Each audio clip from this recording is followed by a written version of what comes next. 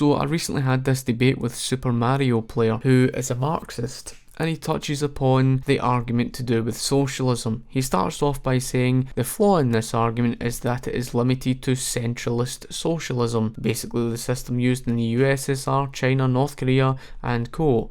But it doesn't say anything about non-centralist socialism. See, this is an oxymoron, folks. What you need to understand is there's no such thing as non-centralist socialism, because the word socialism by name, now we're talking by name, means centralism, because when you talk about socialising something, you're in other words talking about centralising. In other words, to socialise medicine, which basically means universal healthcare. Socialised medicine means centralised medicine. When they talk about socialism with regards to agriculture, you're talking about centralising it, in other words collectivising it. Going down to his other argument, which is basically on state capitalism. He says economic centralism is greatly anti-socialist and much closer to state capitalism. Again, this is completely irrational what he says, because at the end of the day, when you're talking about economic centralism, that is referring to socialism. To centralise something is the exact opposite of private individual ownership. In other words, you could talk about, again,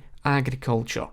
When you talk about private individual ownership of land, you're talking about capitalism. In other words, to have private individual ownership of land and the secure private property rights, this is capitalism. And when you're talking about centralising the agriculture, you're talking about socialism. So socialism, when you're talking about socialising, that's what socialism is all about. So it doesn't make sense for someone to say that economic centralism is anti-socialist. It's not. It's pro-socialist. That's what socialism's all about. That's why when they talk about the British NHS, they're talking about socialism, because that's what the British NHS is. That's what nationalisation is. Nationalisation is socialism, because you are bringing it together in one collective group where the means of production are owned collectively. And this is pretty much the same for anything regarding socialism. However, we know that socialism isn't as simple as that. We know that private ownership isn't as simple as that. True private ownership is a private sector that is largely regulated by itself, by the market itself. It's the laws of supply and demand that regulates the market. Whereas when you have a government that strongly regulates the private sector, where the state controls everything and collectively controls the means of production collectively, that is still socialism. Socialism is defined by the political organisation with the collective ownership or control of the means of production. You either have the collective ownership of the means of production through nationalisation, or the collective control of the means of production through privatisation, but the state controls it. So long as the state is completely controlling the means of production collectively, it's still socialism. It becomes capitalism when it's private individual ownership, and in other words, the means of production is privately owned individually. When the state completely controls it, it is not private individual ownership. You may as well call it state ownership of the means of production. And that was basically what you saw in the likes of Nazi Germany. You could call it monopoly capitalism, crony capitalism, state capitalism. It doesn't matter what you want to call it. What that basically is capitalism that's being strangled half to death by socialist government regulation. Now, there's a fine difference between capitalism and socialism regarding regulation. Capitalism's all about the free market. In other words, we know there's never been 100% capitalism. We know there's never been this 100% truly free market based system. We know that throughout history there's always been, to a certain degree, government intervention, and we would never argue with this very fact. When we talk about capitalism, you're talking about the free market, and therefore you're talking about the market that regulates itself. A great example of that would be the market regulating prices for itself through consumer demand by the laws of supply and demand. Likewise,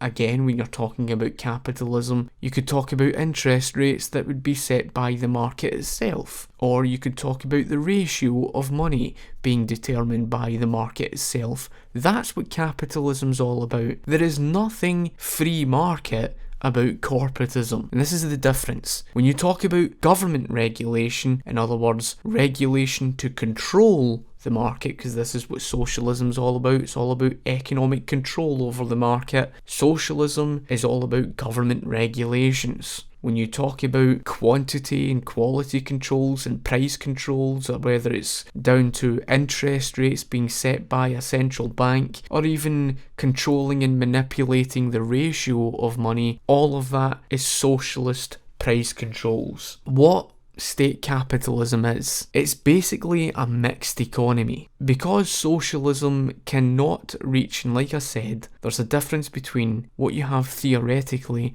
to what you have in practice. And because in practice socialism cannot 100% get rid of the private sector, as it's the private sector that funds the economy, you're faced with a massive problem. Because socialism cannot rid itself of the private sector, you're left with this mixed economy. You're left with what you call state capitalism, and you may as well call it economic fascism. It's basically a type of socialism where you have a private sector that's strongly controlled by the state, where the means of production is collectively controlled by the state. You may as well call it collective ownership of the means of production, because that's basically what it is. Here's a great argument by Edward G. Griffin that perfectly explains this. The definition of ownership means the right to control something. If you can control something, you own it in the higher sense. You may not have a piece of paper that says you own it. It may not have your name on it. It's the title of ownership. But if you can determine what that piece of equipment is used for, or who can have access to it. For example, most of the wealthiest people in the world today have very little ownership of property. They've been very careful to get their names off of the title of ownership. When you see a very wealthy person driving around in a limousine, for example, chances are he doesn't own that limousine. He's probably leasing it, you see. Or maybe it's the property of a non-profit corporation, which is they've made the limousine available to him because he's the chairman of the board. Or something like. He doesn't own that. Perhaps he lives in a house that he doesn't own. He doesn't have title to it, for good reason, because if you have title to a piece of property, maybe somebody will sue you and take it from you. But if you don't have title to it, then nobody can take it from you in a lawsuit. So we've evolved into a society where it should be more clear today to see that the real test of ownership is not whether your name is on a piece of paper and the paper says title of ownership, but whether or not you can control how that property is used and who has access to it. That's the real test. And so under all systems, whether they be communist or socialist or so-called capitalist, there's always someone who can determine how property is used, who has access to it, and so forth. Those are the true owners. And then the communist and socialist systems, the commissars and the administrators are the owners, literally, in that sense. They're the owners of all of the property that they say belongs to the people. Sure, the people own it, but the people are told what time they can go visit the parks, what time they have to be out of the parks. If you own something, you can sell it, can't you? Well, just try and sell your share of the national forest, for example.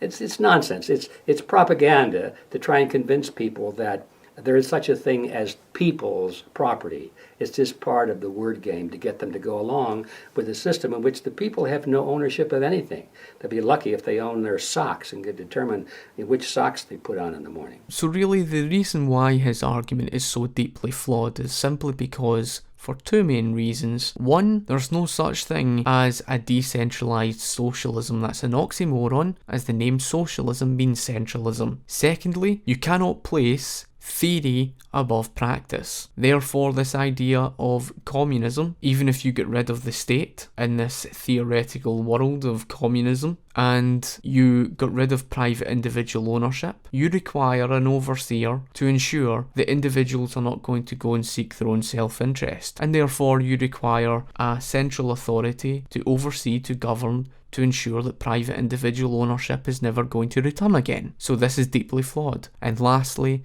like I pointed out, with regards to this idea of state capitalism, it is not capitalism, it's basically economic fascism. Anyway, that's my argument on that debate, and if you have any questions on it, feel free to ask me and I'll be sure to get back to you. Thank you for listening, and I shall talk to you later. Cheers.